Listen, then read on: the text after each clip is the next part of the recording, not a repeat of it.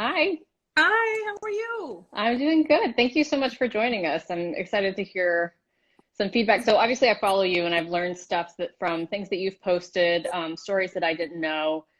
This is a big part of how we homeschool, but it's also counter to how I was taught in public school, and how I was raised. Like these weren't narratives that were a part of my learning experience. And so as we think, how do we educate the next generation on the complexities of history? That often means talking about more difficult subjects. And I think sometimes we think like, if I talk about this, then my kid's not going to understand or something, but we know there's a lot of danger in not addressing and just kind of assuming they're picking it up. That's not going to work either. So what are some words of advice that you would give to a family that wants to address more difficult topics, but also is hesitant about the, I guess, kind of negative, not great aspects of it? First of all, thanks for having me, and I love your page as well. And thank you for all that you do to educate. Thank you. Um, Hopefully, you can hear me. It looks like there's a Yeah. little lag in the connection. Yes. Mm-hmm. um, Second, I would definitely say that it's important to incorporate all of history, Black history, Indigenous history, because we live in a very diverse world. And when you don't understand other people in other cultures or the history, not only does it lead to ignorance, but it also can cause harm. You know, the saying that says, you know, those that fail to learn history are doomed to repeat it. And so it's important that we have a real good understanding of history. Black history is something, for the most part, a history is predominantly white history. Right. In schools, in homeschool curriculum, it's mostly white history. They may throw in a little bit of, you know, Black history here and there, but for the most part, most Americans are left in the dark on American history. So parents should absolutely incorporate this into their child's education. And not only if a story is covered in curriculum, that doesn't necessarily mean that we're covering it well, because that we can cover diverse history and still have like a whitewashed version. Like we'll have books that talk about slavery, but we'll say things like slaves were enjoying themselves. And so how do we make sure that the history that we're telling is more accurate from the perspective of the people that were affected, right? So I think that ensuring that the voices of the people giving the information is not predominantly white would be a good starting point. Is there any other suggestions? Yeah, getting the history from primary sources, doing your research, looking at, African American authors. Those things are very important. I always look at who wrote the material, Right. what's their background, because there are biases when people put curriculum together. So you're absolutely right. I'm always looking for primary sources, going to the national government sites, things like that, to try to get the truth about what really happened. And so, as well as visiting museums, the African American Museum, the Smithsonian African American Museum of History and Culture in Washington is an amazing place to spend 2 days learning the rich history of Africans in America. Yeah, I've been multiple times and I live in Cincinnati.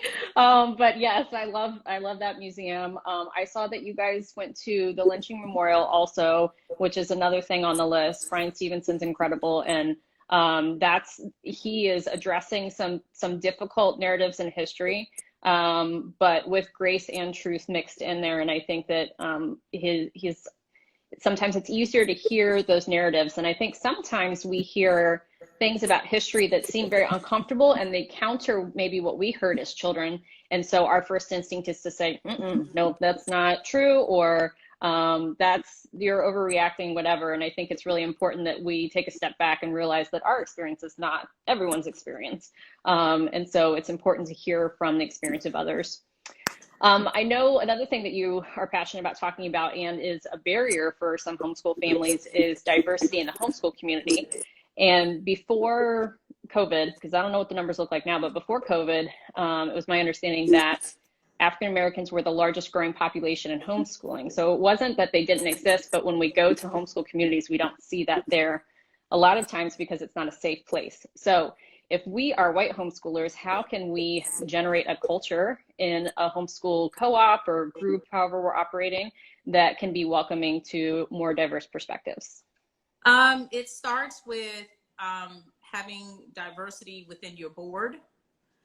If you have any type of homeschool organization and you have a board, looking for African Americans and people of different backgrounds to be on your board, because that's going to give you diversity of thought, input, and everything. The next thing is, depending on what type of co-op you are, like our homeschool center, we teach K through 2 with curriculum.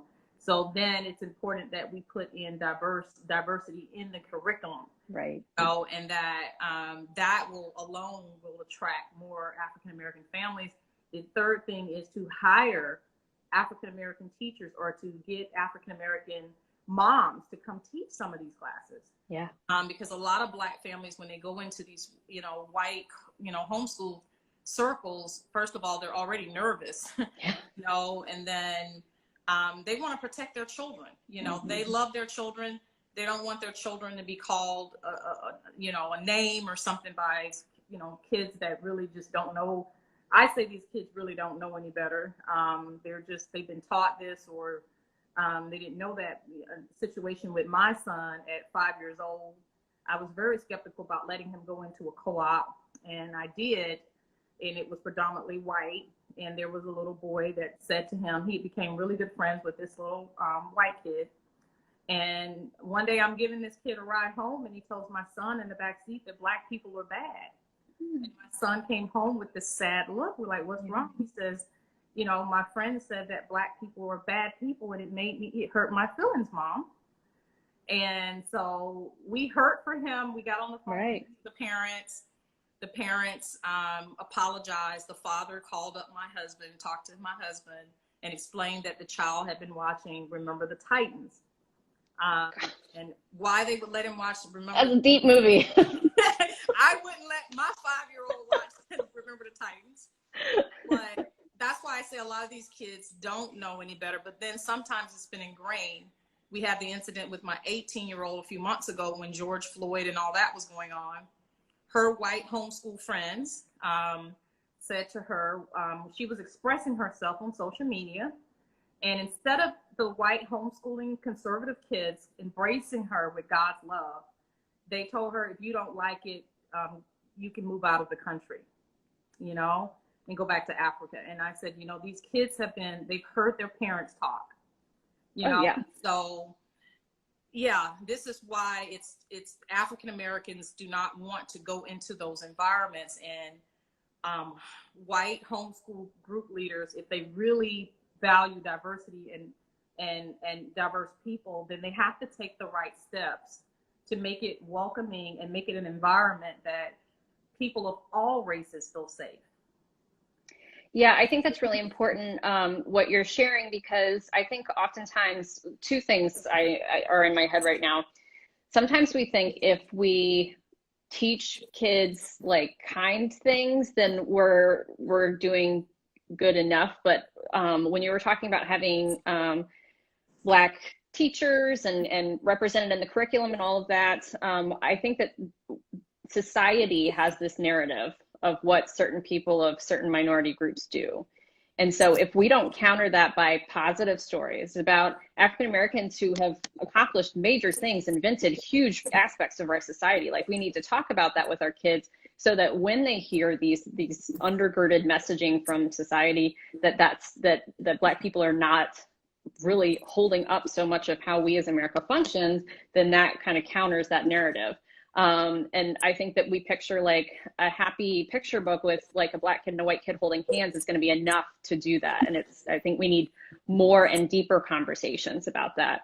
And then the other aspect of your kids, you said with your son that you, I don't remember exactly how you said it, but basically you guys grieved with him. And I think that's important to recognize that when we're in a situation and we feel like something is being political when we're really talking about like human rights issues, and a child is caught up in this stream, that child is not like, oh yeah, I know it's really complex right now. I'm gonna think this is who they are, like in their soul. And so that kind of statement to them is going to, it's gonna stick whether you want it to or not. And then you guys have the job of countering all of that in like what you guys are doing raising him. Or we could talk, we as white parents can talk to our kids and be clear about where value lies, and what it looks like to see somebody as a whole person and not just something that you see on the outside. And also how to accept people that don't fit.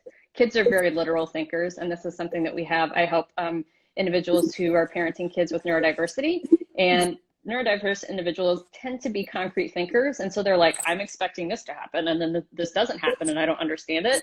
So we as parents can talk to our kids about like more nuanced things at home so they don't get out in public and they're like, oh my gosh, why are they dressed like that? And you're like, stop. Like, so these are conversations we have to have at home around the dinner table and not expect our kids are picking up on the social nuances. You are a litany of information, and there are multiple things that you have that you're putting out into the world. So I want to make sure that my audience knows all of the awesome that you have going on. So I, first of all, love your shirts. So that's something to talk about, but also you have mentoring programs as well. Yeah, I mentor people in the areas of, I really love to help homeschool moms be able to continue to homeschool. So I mentor them on how to birth a business while you're homeschooling so that you can stay at home, because I just think it's so important for us as moms and dads to be able to be there to raise our kids. And because children pick up so much stuff in schools, yeah, you have no idea what they're learning, what they're picking up. I really believe we should be our children's primary influence. And so I coach parents how to start businesses and grow them, as well as I help people to start homeschool centers. Anybody that's interested in knowing how to birth a homeschool center. Ours is in South Florida. We are very diverse. I look for diversity in teachers when I'm hiring, curriculum. And so we have children, especially South Florida is really a soup bowl of cultures. Yeah. So we have children of all backgrounds there at our center. So those are really some of the main things I do. Well, you're such a resource for us. And so I'm hoping that people will connect with you and continue to learn. I've definitely learned a lot about history from stories that you've posted. And I so appreciate you spending time to talk to us today. Thank you. Oh, you're welcome. Anytime. All right. Bye. Bye.